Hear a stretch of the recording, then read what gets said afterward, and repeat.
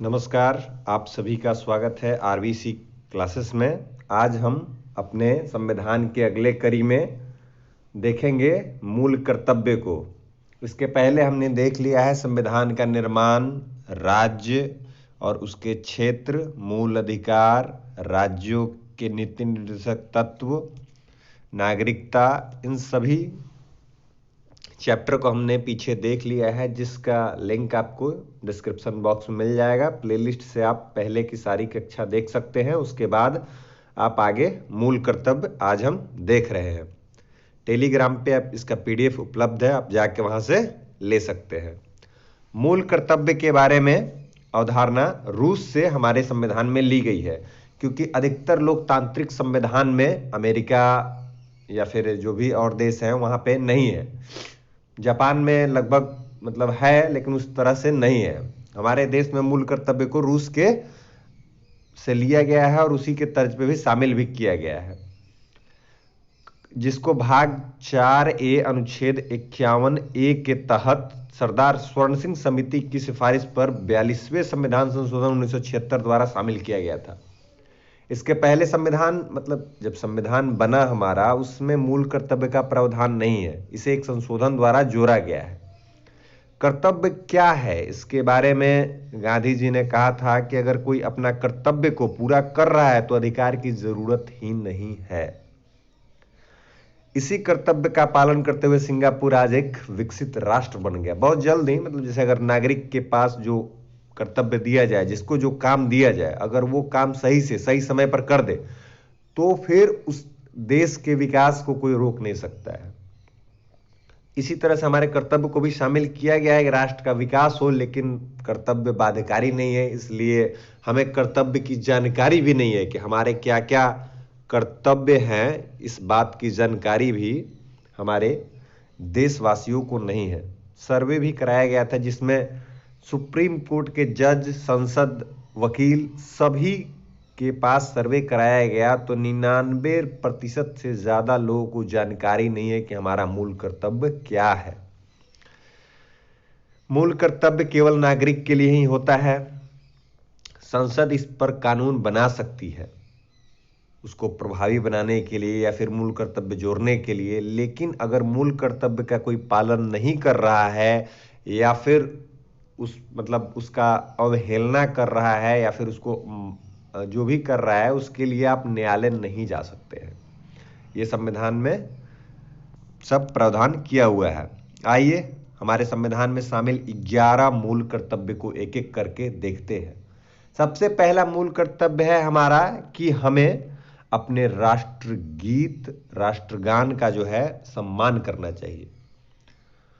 उसी के बाद जब दूसरा आता है, तो दूसरा में आता है कि जो राष्ट्र जो आज़ादी के समय आंदोलन में जो आदर्श वाक्य थे, जो भी या फिर जो भी कि वाक्य जिस समय आंदोलन को प्रेरित करने के लिए, जैसे इनकलाब जिंदाबाद हो गया या फिर भारत छोड़ो, अंग्रेजों भारत छोड़ो, ये सब जो नारे दिए गए, जिससे आंदोलन और तीव्र गति से बढ़ा, चाहे भारतीय एक हो, ये सब जितने भी नारे थे उनको संजो कर रखना है। हालांकि इन नारों की परिभाषा नहीं दी गई है, आदर्शों की व्याख्या नहीं की गई है। उसके बाद फिर आता है भारत की संप्रभुता, एकता, अखंडता को कि उसको रक्षा करना है, उसको बचा के रखना है। हमें कोई ऐसी बात नहीं कहनी है जिससे हमारी एकता या अखंडता पर कोई असर पड़े, उसके लिए हमें प्रयास करना है। जब ये हो जाता है तो फिर हमें आता है 4, जिसमें हमें बोला जाता है कि आपको देश की रक्षा करने के लिए जब भी बुलाया जाए आपको आना पड़ेगा, ये आपका कर्तव्य है। उसके बाद हम 5 में आते हैं। 5 में बोला जाता है हमसे कि जो हमारे अंदर, समाज के अंदर जो भी कुरीतियां हैं या फिर धार्मिक आधार पे भेदभाव या फिर लिंग के आधार पे भेदभाव कि महिला है पुरुष है, ये सारी चीजें, ऐसी प्रथा को हमको त्याग करना है और एक समान जो भी भाईचारे की भावना है उसका निर्माण करना है। उसके बाद उसी कुप्रथा को त्यागते हुए जो अच्छी प्रथाएं हैं, जो हमारी संस्कृति है, उसको संजो कर रखना है, आगे बढ़ाना है हमारी अपनी संस्कृति को। उसके बाद आता है पर्यावरण। पर्यावरण को भी हमें संरक्षण करना है, पेड़ पौधे लगाएं, जो भी नदी तालाब ये सबको साफ सफाई रखना, वन्य जीव का जैसे कि किसी पशु को नहीं मारना, ये सारी चीजें दी हुई है। फिर इसमें है वैज्ञानिक दृष्टिकोण, मानववाद, जैसे कि मतलब वैज्ञानिक दृष्टिकोण रखना है, जैसे वैज्ञानिक जैसा सोच रखना है कि देश कैसे आगे बढ़े। उसके बाद आपको आता है कि सार्वजनिक संपत्ति को सुरक्षित रखना है और हिंसा से दूर रहना है। सार्वजनिक संपत्ति यानी कि विद्यालय, अस्पताल जो भी है उसको सुरक्षित रखना हमारा कर्तव्य है। फिर हमें 10वें भाग में बताया गया है कि अगर आप आगे बढ़ते हैं तब देश आगे बढ़ता है, यानी कि आपका उत्कर्ष तो देश का उत्कर्ष। अगर पूरा हमारे देश के जितने भी नागरिक हैं उनका अगर विकास होता है तो देश का विकास स्वतः हो जाएगा, उसके लिए अलग से प्रयास करने की जरूरत नहीं है। ये 10 तो 1976 में 42वें संविधान संशोधन द्वारा जोड़े गए, लेकिन कुल कर्तव्य 11 है। 11वां कर्तव्य जो है वो 86वां संविधान संशोधन द्वारा 2002 में जोड़ा गया, जिसमें 6 से 14 वर्ष तक की उम्र के बच्चों की शिक्षा का अवसर उपलब्ध कराना है। ये हमारा मूल कर्तव्य है, बच्चों का मूल अधिकार भी है अनुच्छेद 21A के तहत। उसके बाद हम देखते हैं कि स्वर्ण सिंह समिति की सिफारिश जो है थी, इसमें कुछ सुझाव शामिल नहीं किए गए थे मूल कर्तव्य में।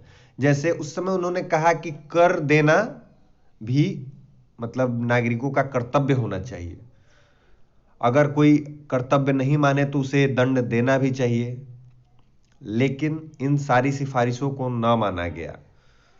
उनके 8 सुझाव शामिल किए, 8 सुझाव जो है उन्होंने दिए थे, जिसमें से शामिल किए गए और 2 और सुझाव के साथ 10 सुझाव टोटल शामिल किए गए 1976 में। मौलिक कर्तव्य की जो कमी है कि यह पूर्ण नहीं है, इसमें वोट देने का अधिकार भी शामिल नहीं है। मैंने आपको पहले भी बताया कि जो आदर्श है उसकी व्याख्या नहीं की गई, कैसे आदर्श को हमें जो 2 में मतलब 1 में तो है राष्ट्रगान, 2 में जो है राष्ट्रीय आदर्शों को संजो कर रखना है, इसकी व्याख्या नहीं की गई है कि हमारे पास आदर्श कौन से होने चाहिए और कैसे कैसे आदर्श को संजो के रखना है। न्यायालय नहीं जा सकते हैं, यह भी एक कमी है।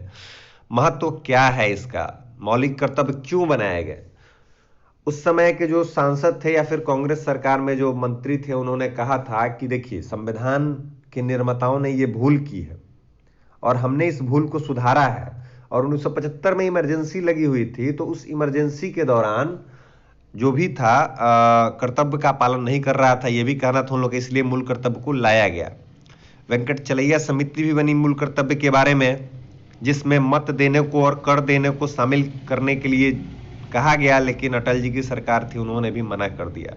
वर्मा समिति भी इस पे बनी है, जिसने बताया कि जैसे वन्य जीव संरक्षण अधिनियम 1980 और माफ कीजिएगा, वन्य जीव अधिनियम 1972 और वन्य जीव संरक्षण अधिनियम 1980, ये सारे जो, और पर्यावरण संरक्षण अधिनियम 1986 भी है, ये सारे शामिल किए गए हैं मूल कर्तव्य को पालन करने के लिए ही। अब इसी मूल कर्तव्य से जो प्रश्न आए हैं पिछले परीक्षाओं में, आप देख सकते हैं अपने स्क्रीन पे, और देख के इसको हल कीजिए। सारे प्रश्न के जवाब आपको बता दिए गए हैं। कमेंट बॉक्स में अपना उत्तर पिन कीजिए।